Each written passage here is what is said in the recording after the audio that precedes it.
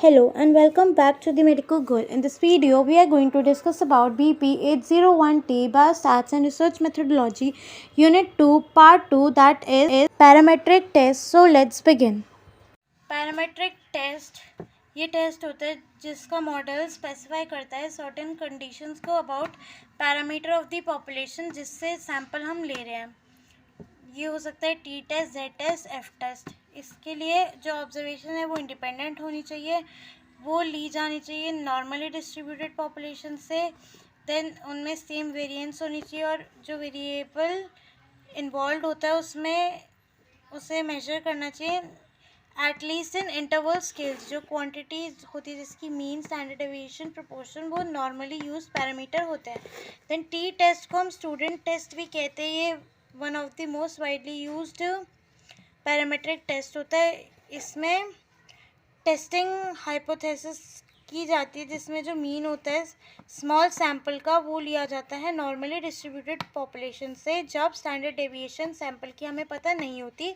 इसको डेवलप किया था विलियम गॉजेट ने 1908 में. ये फर्दर टाइप्स की होती है सैंपल पूल्ड, जिसमें दो इंडिपेंडेंट सैंपल्स मीन के हम लोग कंपेयर करते हैं. देन पेयर्ड, जिसमें दो सैंपल को हम लोग टेस्ट करते हैं. एंट्री पे हम लोग सैम्पलिंग करते हैं दो में और ये डिपेंडेंट होते हैं, ब्लॉकिंग की तरह होते हैं. और फोर्थ होता है अनपेयर, जो कि मेजर करता है सैंपल मीन को अनरिलेटेड सैंपल्स के. देन लीस्ट सिग्निफिकेंट डिफरेंस ये एप्लीकेबल होता है जब हमको H0 को रिजेक्ट करना होता है.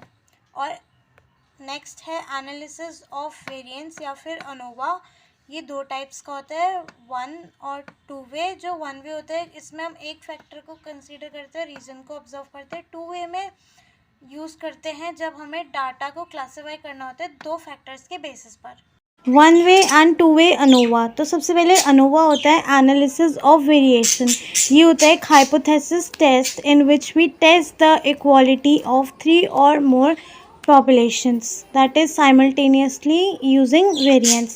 And two-way ANOVA होता है एक statistical technique wherein interaction between factors influencing variables को हम study करते हैं.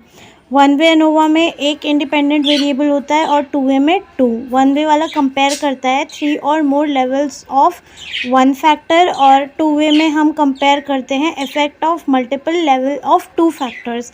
वन वे में number of observations need not to be same in each group, लेकिन टू वे में it needs to be equal in each group, and design of experiment need to satisfy only two factors in one way ANOVA, while in two-way ANOVA all three principles should be satisfied. ANOVA में ये ANOVA table बनती है जिसमें हम include करते हैं source of variation, sum of equation, degree of freedom, mean square and F.